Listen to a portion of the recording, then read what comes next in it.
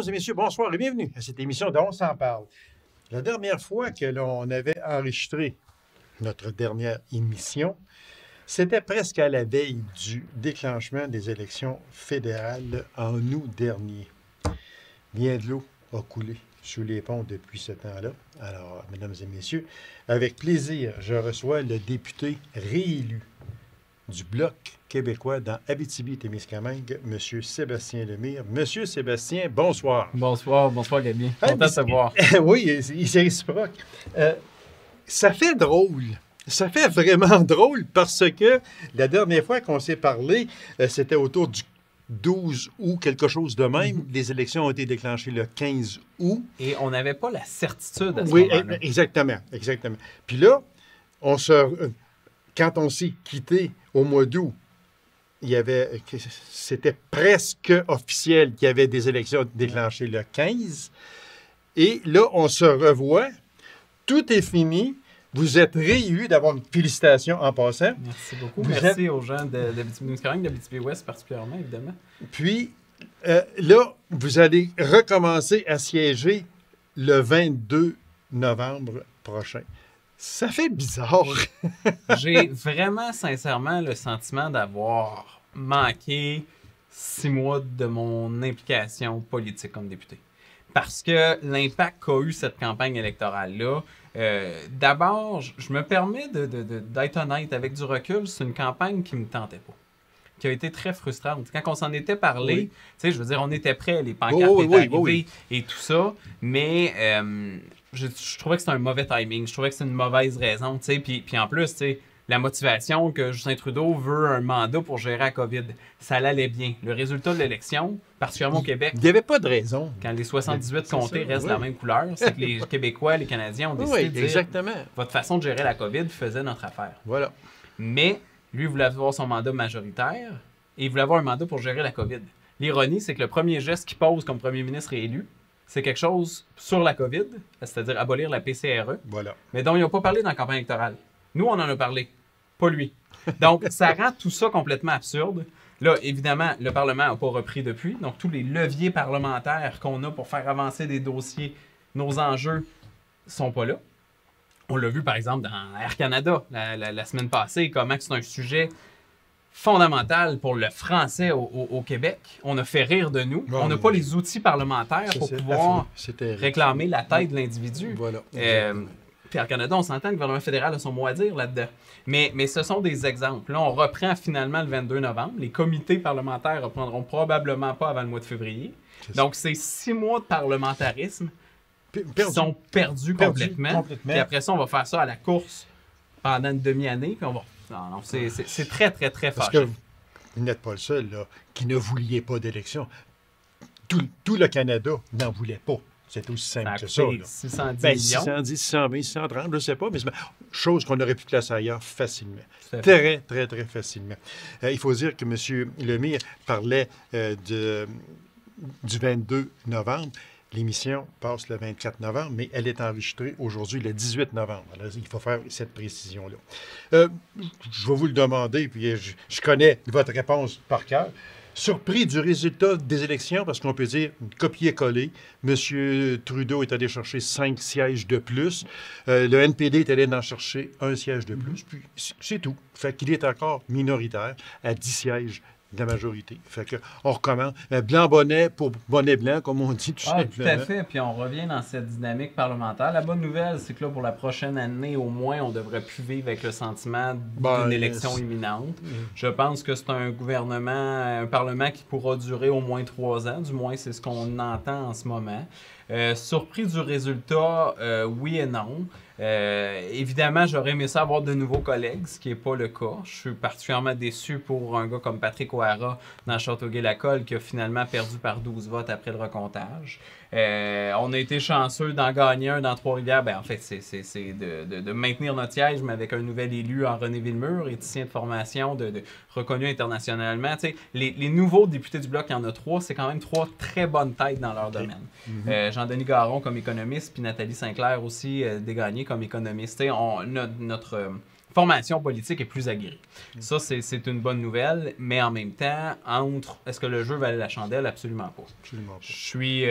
Mais je me permets de dire, je suis agréablement surpris aussi, très reconnaissant envers les gens d'Abitibi-Témiscamingue pour leur confiance. C'est sûr, le taux de participation est un peu moins élevé, mais en même temps, 51% n'est pas un score que je me disais, hey, moi, j'aspire à ça dans la vie.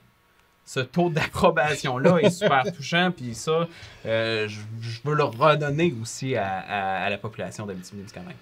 M. Trudeau a pris du temps à nommer son conseil des ministres. A pris du temps aussi, beaucoup, à demander à la Chambre de venir siéger. C'est le 22 novembre que la Chambre a commencé à siéger. Puis pourtant, lors du déclenchement des élections, il était pressé.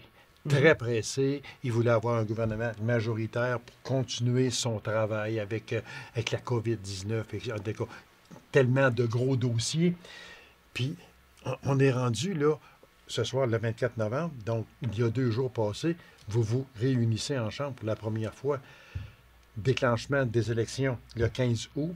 On est rendu au 22 novembre avant que vous siégiez à la Chambre des communes. C'est... Expliquez-moi, moi, je comprends pas. C'est fâchant. Puis surtout, moi, tu sais, ça fait plusieurs années, j'ai 37 ans, ça fait une bonne vingtaine d'années que je suis la politique de façon très intéressée. Puis je me comparerai pas à toi, Gabi, en ce sens-là, mais j'ai rarement vu un article politique aussi violent, particulièrement dans une campagne électorale, que celui de Radio-Canada, Christian Noël, qui dit « Après une semaine, Justin Trudeau se cherche encore une idée wow ». Et ça, je trouve que ça résume bien le sens de ta question, parce que c'est lui qui décide de déclencher. Oui. Il décide pourquoi? Peut-être parce qu'il a investi des centaines de milliards de dollars dans centaines de milliers, des milliards de dollars dans la gestion de la COVID. Et finalement, l'effet de ça s'est estompé. Et les fenêtres se refermaient, etc. Mais au nom de quoi? Au nom de l'ambition d'un individu. C'est l'ambition. C'est l'ambition de dire, je veux être seul pour gouverner. Je veux plus être obligé de mettre un genou à terre devant le NPD ou devant le Bloc ou devant le Parti conservateur. Je veux plus être obligé de faire ça. Mais il ne fait pas ça. C'est pas non, parce que ça allait. Il gouvernait comme un gouvernement majoritaire. C'est tout aussi simple que ça. Ben, ou à peu près. Là. Il n'y avait pas cette capacité-là, mais comme je vous dis, c'est pas avec lui. Lui, c'est le représentant du gouvernement, du parti politique au pouvoir. Mais je ne sentais pas, j'espère que c'est pas être quelque chose qui va changer, parce que moi, je crois que le rôle de premier ministre est un rôle fondamental. J'espère qu'il va être davantage imputable de ses actions, qu'il va assumer puis qu'il va prendre des décisions. En ce moment, dans la machine libérale, on ne sent pas que c'est lui qui dirige. Et ça, pour moi, c'est un problème. Après ça, la question qu'on peut se poser, est-ce qu'il sera candidat à la prochaine élection? Ça, c'est un très gros point. Et si on arrive là, ça veut dire que lui tombe dans l'esprit d'un legs. Qu'est-ce qu'on va retenir de Justin Trudeau, premier ministre, fils de Pierre-Éliott Trudeau? On peut lui donner le pote. Est-ce que c'est vraiment le legs politique qu'un individu va avoir? La réponse est probablement non. Mais c'est quelque chose qui a transformé quand même, qui est important. Sinon, c'est d'avoir été l'individu qui a été là au moment de la COVID et d'avoir été très, voire trop généreux. Oui, excessivement généreux. Donc, c'est vers quoi qu'il va aller? Est-ce que c'est vers l'environnement? La nomination de Stephen Guilbeault, en ce sens-là, peut être perçue comme étant intéressante. Il y a un virage énergétique, environnemental, transition énergétique qui est à prendre de façon majeure au Canada. Exactement, parce que qui est un pays pétrolier. Moi, ça me questionne. À la COP26 aussi tantôt. Oui, c'est ça, parce que c'est quand même rare qu'un premier ministre s'en va avec un 3e terme. Dont 2 minoritaires. Oui, exactement, c'est ça. Puis, faites des élections demain. Puis je suis pas sûr qu'un gouvernement sera, peu importe lequel, sera majoritaire. Là. Je ne penserais pas. Je le souhaiterais pas de repartir en élection demain. Je pense qu'il n'y a personne qui le souhaite, M. Levy, j'ai l'impression. Conseil des ministres, on va aller très vite, on va parler des ministres nommés au Québec surtout. Mélanie Joly, oui. Vous la connaissez? Oui. Moi, je ne la connais pas, sauf que juste à la lecture de ce qu'elle a fait et ce qu'elle ambitionne de faire. Mais vous ne trouvez pas que Mélanie Joly, là, elle a pris du galon, puis elle a un ministère, ouf, je dis ouf, parce que elle n'a pas fini de se promener à la grandeur du monde. Elle est la représentante de la diplomatie canadienne, effectivement, comme ministre des Affaires étrangères. Je trouve que c'est une belle nomination. C'est une nomination audacieuse. Mélanie Joly, moi, ce que je pense que l'histoire va retenir d'elle, c'est la capacité de résilience, de rebondir. Moi, rarement, j'ai observé quelqu'un frapper un mur aussi fort qu'elle l'a fait avec Netflix. Et elle l'a frappé solide. Qui jouait sur sa crédibilité. Exactement. Puis aujourd'hui, là, elle prend du galon. Oh. Énormément. C'est une femme avec laquelle c'est agréable de travailler. Elle est proactive. Elle prend du leadership. Comme je vous dis, moi, j'ai eu un bon rapport avec elle quand j'étais comme porte-parole de développement économique régional et elle était responsable de Développement économique Canada, donc les agences de développement économique du Canada. Tout l'enjeu des SADC, par exemple, c'est quelque chose qu'elle a renforcé, puis moi, j'ai mis beaucoup de pression sur elle là-dessus. Elle est un peu surprise quand je lui ai abordé la question des SADC la première fois, je ne vous le cache pas, puis c'était tellement important, particulièrement ici en Abitibi-Ouest. Ben oui, c'est sûr. Mais après ça, ça a été un endroit dans lequel les SADC, des mesures d'aide concrètes pour les entrepreneurs, particulièrement nos PME, les petites entreprises, ben, l'aide est passée par là dans les régions. Et ça, pour moi, c'est une des plus grosses fiertés du mandat précédent. Okay. Et Mélanie a été Madame Joly a été une alliée là-dessus, puis c'est justement cette sensibilité-là que je l'ai amenée vers ça, c'est le programme qu'elle a créé. J'aurais jamais de crédit pour ça, mais je pense avoir eu un impact très direct parce que c'est une femme qui a cette capacité d'écoute-là. Donc ça, moi, c'est une nomination que j'ai vue positivement. Ça m'a surpris. Mais... Ça m'a surpris également parce que c'est un des ministères les plus audacieux, comme on dit, parce qu'il faut qu'elle soit en relation à la grandeur du monde, que ce soit aux États-Unis, avec la Chine, avec le Japon. C'est numéro 3 ou numéro 4 d'un gouvernement. Voilà, là. Exactement, c'est exactement ça. Fait qu'on lui souhaite bonne chance et je suis certain qu'elle va bien relever ce défi-là. Ah, elle a un sens politique, et voilà, effectivement, aiguisé et un sens relationnel aussi. Exactement, c'est ça. Stephen Guilbeault, ben là, fondateur de Équiterre, ça, tout le monde s'en souvient. Environnement et changement climatique. Selon moi, il est à sa place. Oui. C'est là qu'il aurait dû être aussi dans le terme d'avant. Il aurait dû être là. C'est gros aussi pour lui. Parce que là, lui, il va se contredire là, dans certains moments. On l'a vu un peu avec à la COP26. Là. On va en revenir tantôt, mais on l'a vu, là. Ouf, il a trouvé qu'il y avait des grands souliers là, à chausser. Tout à fait. Bien, je pense que c'était une bonne chose qu'il apprenne à devenir ministre avant d'occuper cette fonction de ministre de l'Environnement, qui est une fonction beaucoup plus importante qu'elle était il n'y a pas si longtemps. On ne peut pas dire qu'il a donné un très bon mandat au patrimoine. Il n'a pas réussi à mener à terme le projet de loi C10, le projet de loi sur la radiodiffusion. Ce qui crée un manque à gagner auprès des artistes, auprès des médias locaux. Donc, on espère que ça demeure une priorité pour le gouvernement libéral. C'est Pablo Rodriguez, un autre Québécois. Il s'est resté au feuilleton aussi. Là. Exact. Et ça, mais ça, c'est un échec de Stephen Guilbeault. Arrivé à l'environnement, puis en plus avec l'ancien ministre de l'Environnement qui devient ministre des Ressources naturelles, là, il y a comme un tandem là, qui peut être intéressant. Pour moi, ça crée des attentes. Puis évidemment, comme député du Québec, dans lequel le Québec, on a fait nos efforts de transition énergétique il y a bien longtemps, c'est, je pense, une nouvelle qui est intéressante. Dans l'Ouest canadien, les conservateurs sont extrêmement critiques. La nomination de Stephen Guilbeault, les gens n'aiment vraiment pas ça, de voir un militant aborder le ministère de l'Environnement de façon militante. C'est une question morale, l'environnement. Donc, ça va être intéressant de le suivre. Est-ce que les bottines vont suivre les babines pour reprendre des expressions? Là, il crée des attentes. Voilà. Il n'en avait pas au patrimoine, là, il y en a. Pablo Rodriguez, bien sûr, patrimoine, c'est le lieutenant au Québec du gouvernement. Il est à sa place.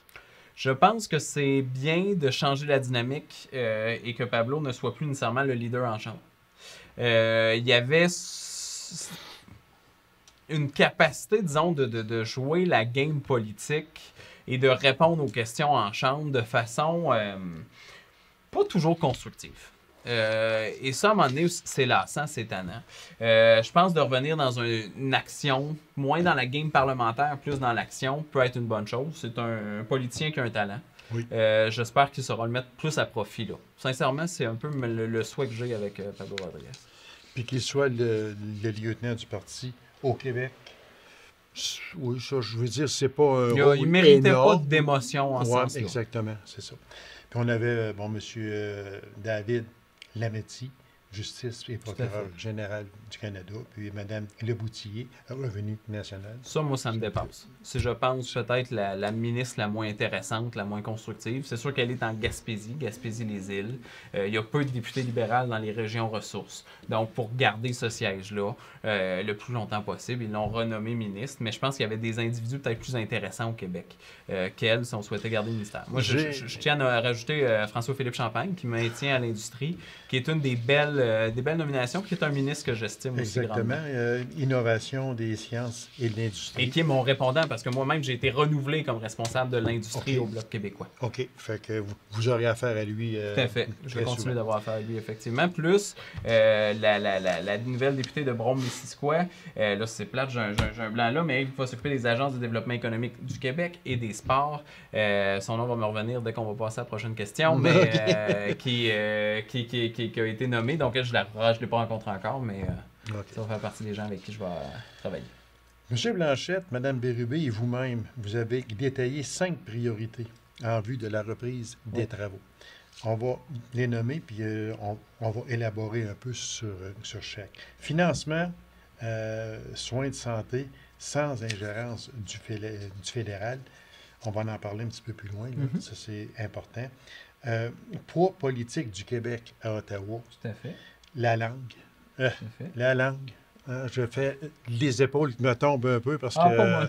Non, au contraire, je pense qu'il faut les remonter, les épaules. C'est ça, mais je veux dire, il me semble que ça prend un bon coup de bord à la langue. Parce que j'ai vraiment l'attitude de dire, justement, il faut rentrer dans exactement, le oui, c'est ça, parce que je me suis peut-être mal exprimé, mais quand je dis que je fais ça, je me dis, parce que là, il faut donner un coup de bord, absolument, à la langue. Et puis, on va en regarde, je prends la balle au bon, là. Tu sais, quand tu as un PDG d'Air Canada, puis Air Canada qui a une réputation d'être une compagnie mauvaise pour les francophones, je veux dire, combien de plaintes qui ont été données par des gens de l'Abitibi-Témiscamingue pour un service Rouyn-Noranda, Montréal, et d'une compagnie qui est à charte fédérale, une compagnie qui devrait qui appartient entre autres, notamment au gouvernement, en tout cas, qui a son mot à dire sur la nomination d'un PDG, et dont cet individu-là est fier de dire, ça fait 14 ans que je suis à Montréal, puis je connais pas un mot de français. Puis j'ai eu aucune difficulté à vivre.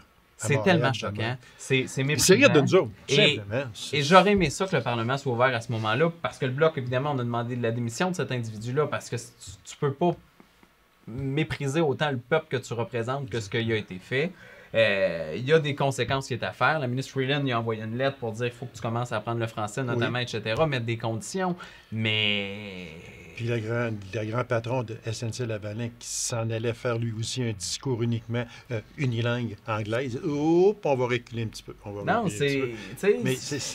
mais je vais dire, comme un journaliste disait, moi, je suis content, je félicite M. Rousseau. Je dis, aïe, aïe, pourquoi? Parce qu'il dit là, il vient de faire une levée de bouclier. Là, il vient de dire, là, en pleine face, aux Québécois, regarde, votre langue, on s'en fout carrément. On vit pareil au Québec, nous autres, même si on parlait anglais. C'est nous donner un bon coup de pied au derrière, j'ai l'impression. C'est à souhaiter, mais tu sais, en même temps, l'enjeu de la langue est aussi un enjeu démographique. Tu sais, il y a des tendances très lourdes qui sont installées, évidemment à Montréal et dans la grande région métropolitaine. Et faire face à ça, ça prend des leviers, ça prend des positions, somme toute, un peu plus radicales. Ben, tu sais, comme la loi 101 l'a été à une certaine époque pour ramener les choses en perspective puis faire en sorte que les générations qui suivent vont prendre des décisions qui vont être différentes. Justement, la capacité, moi, je comprends les nouveaux arrivants de vouloir se retrouver entre eux puis d'avoir des points de repère entre eux. Le défi, c'est de créer cette culture commune-là. Qu'est-ce qui fait qu'en Abitibi-Témiscamingue, on n'est pas capable d'avoir, dans un contexte de pénurie de la main-d'œuvre, on a besoin de gens. Oui. Mais Colin, pourquoi il faut absolument passer par Montréal et l'anglicisation de Montréal? Est-ce qu'on est capable d'apporter les gens directement chez nous en Abitibi-Témiscamingue, puis de les intégrer, franciser, puis de créer un vivre ensemble?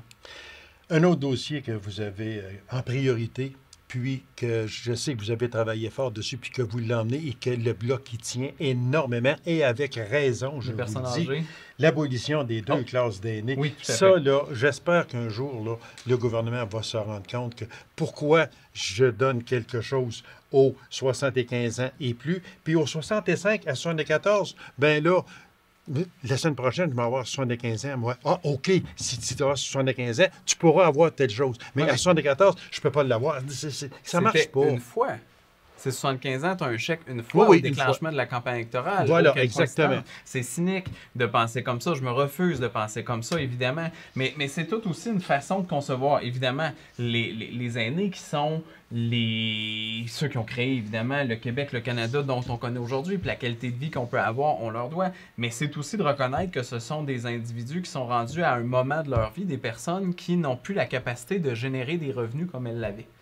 Et parce que tout augmente, le coût de la vie augmente, le panier d'épicerie, le logement, le téléphone, tout ça coûte plus cher, ils n'ont pas de revenus supplémentaires. Et ce qu'on gère au bureau ces temps-ci, on reçoit beaucoup d'appels encore sur la PCU, des gens qui ont reçu la PCU parce qu'ils pensaient qu'ils y avaient le droit, mais qui se retrouvent privés d'un supplément de revenu garanti ou d'un montant. Donc la PCU est consommée depuis longtemps, là, depuis un an et demi, un an, mais tu n'as plus les mêmes revenus.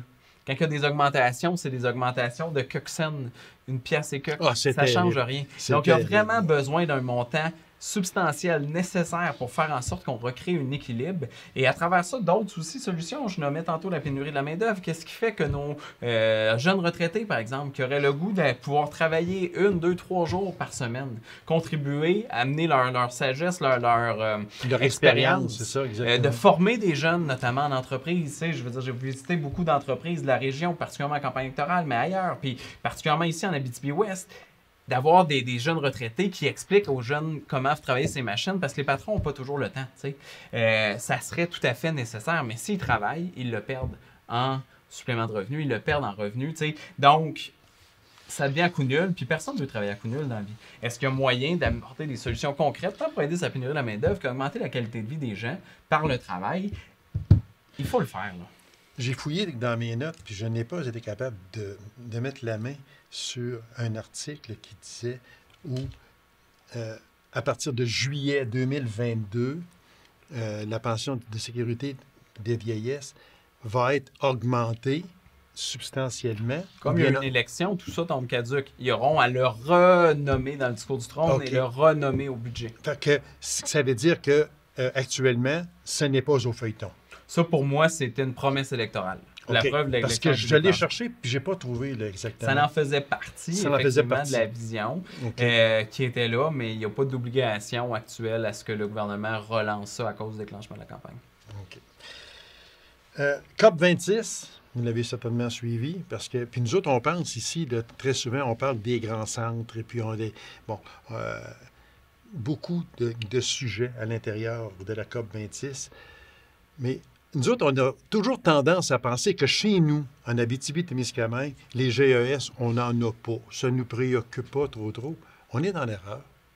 Bien, effectivement, ça nous concerne. Puis je pense qu'on est une région, ça pourrait nous concerner encore davantage. Comme région minière, comme région forestière, on pourrait être vraiment un des endroits qui tirent vraiment profit d'un grand virage de transition énergétique, notamment sur les nouvelles usines de lithium, les nouvelles mines de lithium. Je veux dire, c'est la ressource de l'avenir, les matériaux précieux, stratégiques, les minéraux. C'est peut-être le pétrole du 21e siècle. Certains le nomment comme ça pour l'électrification des transports, les véhicules électriques et autres, mais on les a ici en Abitibi-Témiscamingue. Donc oui, on peut en tirer profit ici. Quand je pense à la COP, moi, l'image qui m'a le plus choqué au départ, c'est de me dire, bon, mais il y a 503 lobbyistes du pétrole qui étaient présents sur place, dont plusieurs dans la délégation canadienne. Donc, c'est quoi les objectifs réels qui étaient là? C'est évidemment que chaque pays s'entende sur ses objectifs. La deuxième des choses, c'est que j'avais une pensée forte sur l'accord de Paris, qui, à l'époque, avait créé pour moi beaucoup d'enthousiasme, mais dont les cibles n'ont jamais été atteintes, même pas passées proches, particulièrement par le Canada. Et là, on est dans un contexte, puis le GIEC, dans son rapport, l'a bien nommé, le statu quo est intenable. Sur un horizon de 10 ans, même pas, sur 2030, pour maintenir l'augmentation à 1,5 degrés Celsius. Actuellement, notre tendance, on est 25 % en haut. Et il faudrait être 16 % en bas pour garder le 1,5 degrés Celsius, qui ferait en sorte que les conséquences catastrophiques... Au lieu de monter à 2, probablement, ou quelque chose du genre. Et donc, c'est un écart de 40 % qu'il faut atteindre. Donc, il faut diminuer. Une des solutions qui était mise de l'avant par le Bloc que je trouve qui est intéressante, puis qui témoigne bien des conséquences de l'accord de Paris, là. Depuis, justement, 2015, l'accord de Paris, il y a 300-400 milliards de dollars qui ont été investis. Puis je me trompe peut-être sur le chiffre, c'est peut-être même 600 milliards Il aurait fallu que je le revise avant de faire l'entrevue, mais un montant ahurissant. Mais disons 600 milliards de dollars qui est investi par les grandes banques canadiennes, par des fonds de placement dans l'énergie.